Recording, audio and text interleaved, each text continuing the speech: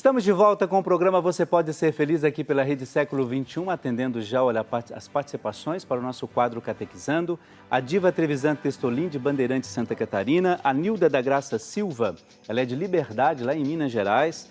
Rosiane da Silva, de Alfenas, em Minas Gerais. Lídia Maria Trevisan Sordiri, de São Sebastião da Grama, no interior de São Paulo. Elce de Souza Ormenese. E aí, Elce, será que é você? Campinas, no interior de São Paulo, próximo de nós aqui. Ricardo Alberto Sordiri, de São Sebastião da Grama, no interior de São Paulo. Maria de Lourdes Siqueira, de Belo Jardim, em Pernambuco. Manuel Valentim de Miranda, de Saboeiro, lá no Ceará. Wellington Pereira Martins, de Catanhede, lá no Maranhão. De Barbacena, em Minas Gerais, a Cecília Augusta Ribeiro e também a Maria Madalena Moura Melo, ela é de Nanuque, em Minas Gerais. Todos eles responderam, participando do nosso quadro Catequizando, respondendo aquela pergunta básica que a gente fez aqui, não é? Qual é o livro usado para esclarecer as dúvidas da Igreja Católica? Nós colocamos três alternativas, não é? A letra A, que é o Catecismo da Igreja Católica, a letra B, que é o Dicionário Aurélio, ou letra C, que é o Livro da Sabedoria. Então, não responderam. Vamos ver daqui a pouco se eles acertaram na resposta, na alternativa correta. Então, eu espero também, claro, que você participe. 019 3871 9620. Ligue para cá, viu? A gente fica aguardando sempre a sua ligação e a sua participação. Muito bem, nós fizemos lá no bloco anterior a primeira parte, exibimos a primeira parte do nosso vídeo, do nosso querido Alan, né, que nós vimos lá um pouco da história, né, os pais contando a história, ele também falando um pouco daquilo, como que ele estava se sentindo, etc. E agora a gente vai ver mais uma parte desse vídeo. Eu tenho certeza que você vai gostar muito daquilo que você vai assistir. Acompanhe comigo. Com essa vida desregrada que eu levava, né, uma vida totalmente mundana, o tumor acabou, coincidência ou não, voltando muito rápido. Então, com 19 anos, eu já fui para uma quarta cirurgia, né? Eu ainda vivia uma vida de jovem, né? Então, eu queria sair, eu não dormia e eu tinha algumas regras a serem seguidas, né? Pedidas pelo meu médico. E eu não obedecia muito. Acredito que nessa época eu tive o meu despertar realmente como um homem, como fé, assim.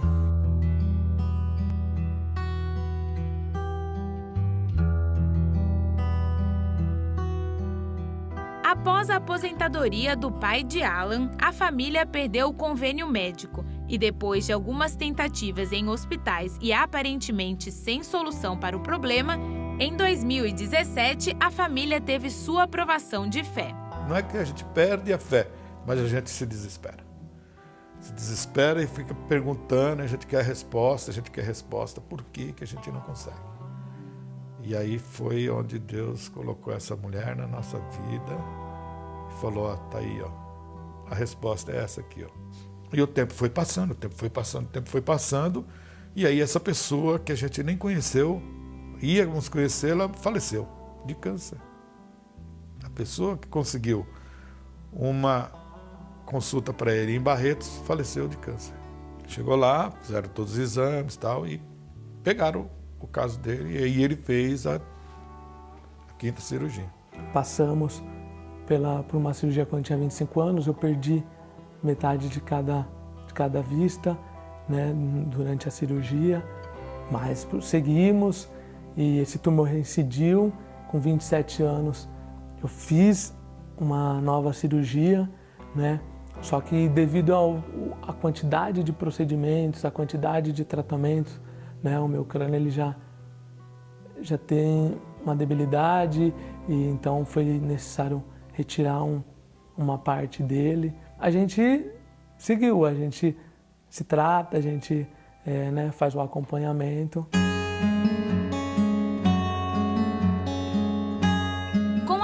A corrente de oração da família e amigos, o organismo de Alan respondeu positivamente ao tratamento. Maria é a mãe, ela intercede por nós, pelo menos é o que a gente sempre acreditou e a nossa fé, né?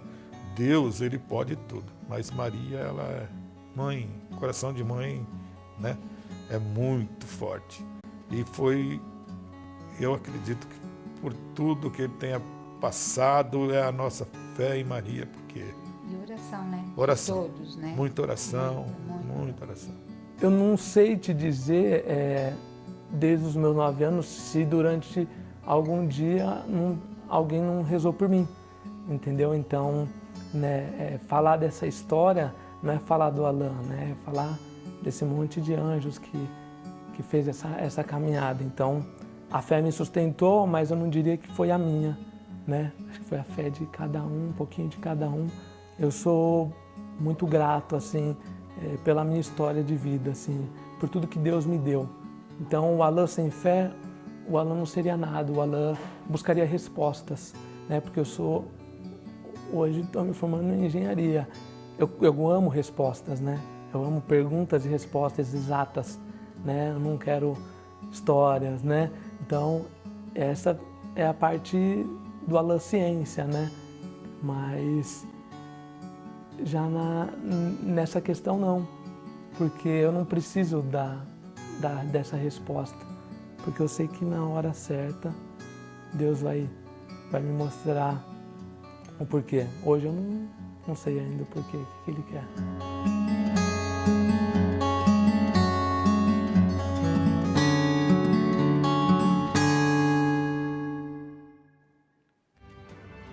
Então, que bom rever o Alan, nem que seja pela televisão, né? Pelo vídeo, né, Alan? Pois é, então. Olha só, é interessante a gente ver tudo isso, né? Eu gostei daquilo que a família disse ali, não é? Sabe essa questão de que, de fato, quando se trata de fé, a gente não tem muito, nem deve ter, na verdade, a explicação, não é? Porque a fé, ela justamente traz pra gente algo que a gente não consegue encontrar em outro lugar. Como no finalzinho o Alan disse ali, né? Eu não preciso muito ficar procurando respostas, né? Porque a fé vai me guiando onde eu preciso estar e naquilo que eu preciso fazer. Claro, nunca desacreditando da ciência, obviamente, porque ela que fez com que ele pudesse estar aí, né? Firme, forte, mesmo com as dificuldades normais, mas agora já na sua profissão, trabalhando, fazendo o seu trabalho, fazendo acontecer aquilo que o realiza também, né? Pelo trabalho. Ao mesmo tempo, essa fé que não tirou dele a capacidade de vislumbrar lá adiante. É interessante porque nós tivemos aqui a Edilze, né, que já não na juventude, mas agora, né, estabeleceu esse processo da doença, e esse contraponto do Alan, né, que jovem aos 19 anos, começa a viver numa via crucis, não é? E aí a gente começa a entender essas coisas assim, do seguinte sentido: Deus, de fato, Ele não escolhe absolutamente nada na nossa vida para, eu não diria provar a nossa fé, não é isso. Eu estou dizendo assim, que Deus, as coisas vão acontecendo, Ele vai fortalecendo aquele mais jovem quanto aquele que não é tão jovem, mas que tem a força, a dimensão de acreditar, da esperança, sabe? Eu acho que isso vai movimentando o nosso coração, a nossa vida, de tal maneira que a gente não consegue mais fugir disso. Por isso eu quero dizer para você, não deixe que essas coisas, eu sei que é difícil às vezes, mas não deixe que as coisas mínimas sejam maiores do que a graça de Deus na sua vida. Não deixa não. Não faça com que você perca tempo de algumas coisas na sua vida, porque Deus não está nem aí para mim mesmo, né? As coisas estão acontecendo assim, daquele jeito. Não faz isso não. Eu sei que é difícil, tem hora que a gente não consegue reagir como gostaria, mas veja 2 exemplos maravilhosos que nós tivemos hoje nessa manhã. A Edilze e o Alan, que demonstraram, olha, a vida vale a pena pela nossa fé ser vivida. Vamos pensar nisso e trazer isso com muita força e com muito carinho para tudo aquilo que a gente for vencer? Muito obrigado a Edilze, muito obrigado ao Alan por darem esse testemunho de fé e de coragem para todos nós, não é? E quando a gente fala, por exemplo, disso, a gente lembra da divina vontade, não é? A gente sempre tem falado aqui da divina vontade, que é um momento especial, não é? E viver a partir da divina vontade, a gente sabe que é maravilhoso. Por isso que a gente sabe que por ela nós somos regidos por Deus, exatamente isto. E, claro, realizando sempre, regido por Ele, a vontade de que o reino dele possa ser apresentado e vivido por cada um de nós. Por isso que hoje eu quero convidar a você, sempre, mas hoje de maneira muito especial, eu quero convidar a você a meditar e a experimentar, viver na divina vontade. Como que a gente faz isso? Eu estou falando para você, sabe aquele livro que a gente tem falado aqui, As 24 Horas da Paixão de Nosso Senhor Jesus Cristo? Pois é, não é? Se nós tivemos aí a Edilze e o Alan, que viveram esse processo de entender a divina vontade, teve uma outra pessoa também que viveu isso, não é? Luísa Picarreta. Por isso que esse livro que a gente está falando aí, está mostrando para você, é justamente uma experiência de vida, né? É um sucesso tão grande esse livro que em tão pouco tempo ele já foi aí para a 2ª edição. Olha que legal, sinal de que muita coisa boa tem aí dentro desse livro. São meditações práticas para que você possa viver no seu dia a dia o reino da divina vontade. Tem relatos dos sofrimentos interiores vivido por Jesus durante a sua paixão, você sabe disso, não é? Tudo isso revelados por ele mesmo, a Luísa Picarreta. Então, ela é conhecida como a pequena filha da divina vontade. Então, a gente faz uma dica, dá uma dica para você. Tem em suas mãos esta, diria, maravilhosa arte, né? A arte e a espiritualidade de saber o quanto Deus, o quanto o próprio Cristo, pelas suas 24 horas da paixão, está do seu lado, tá bom? Então, olha, para você ter esse livro, é só ligar para a gente aqui, não é? E também o 019-387-1920 ou o nosso shoppingcatólico.com.br, tá bom? Então também você pode pelo nosso site da Divina Vontade. É só você acessar e a gente, claro, vai enviar para você o livro As 24 Horas da Paixão de Nosso Senhor Jesus Cristo. E você vê no seu vídeo o site da Divina Vontade. Tá vendo aí? Tá vendo a palestra, tem vídeos aí do Cláudio Barbucci, tem também alguns outros vídeos, súplicas à Divina Vontade. Muitas coisas especiais aí preparadas para você. É só você acessar www.divinavontade.com, tá bom? É a nossa dica de hoje.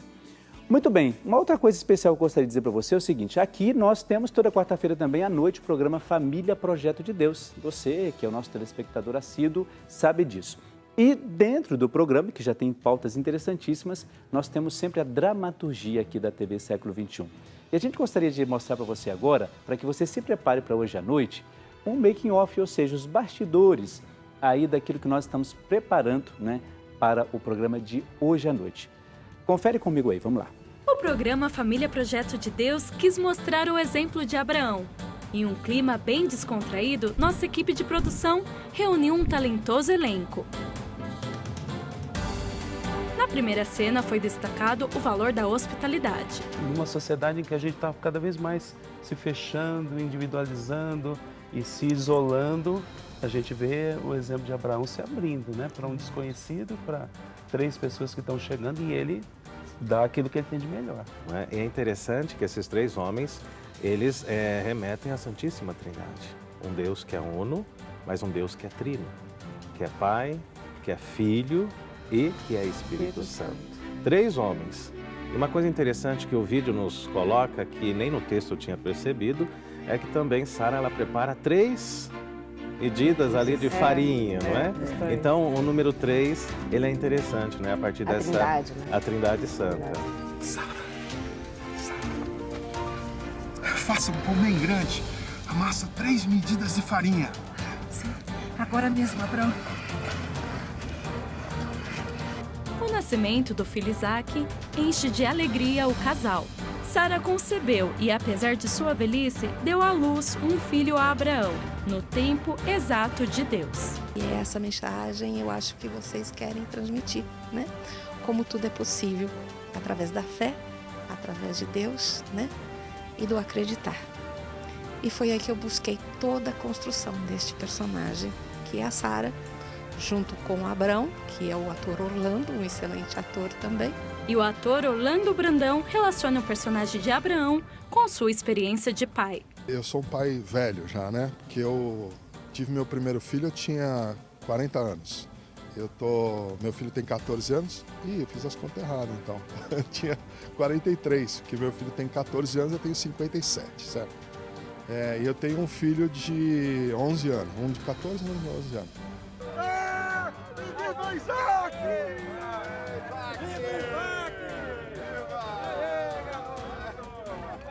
O Felipe vai viver o Isaac agora na fase criança, onde vai viver a parte do sacrifício, não é isso? Felipe, fala pro pessoal qual é a expectativa. Calma aí, o que é expectativa?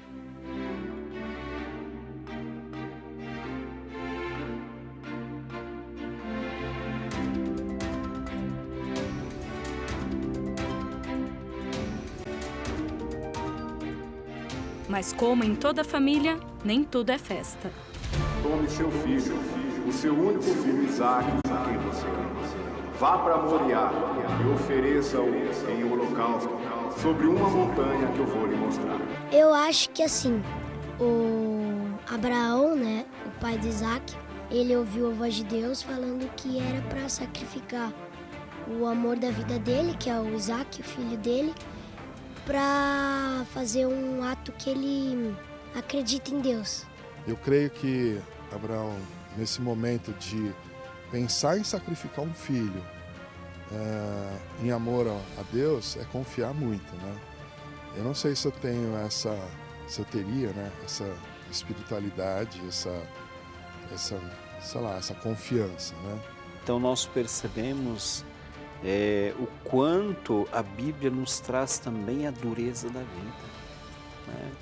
Sabe, assim, mas aqui o que a Bíblia nos ensina é justamente esta confiança na fidelidade, na veracidade de Deus, né? Esse texto, que é a história de Abraão com Isaac, ele fala de coisas atuais e muito importantes da nossa própria vida, porque todos nós vivenciamos dilemas, escolhas, dificuldades, né? E, principalmente, confiança.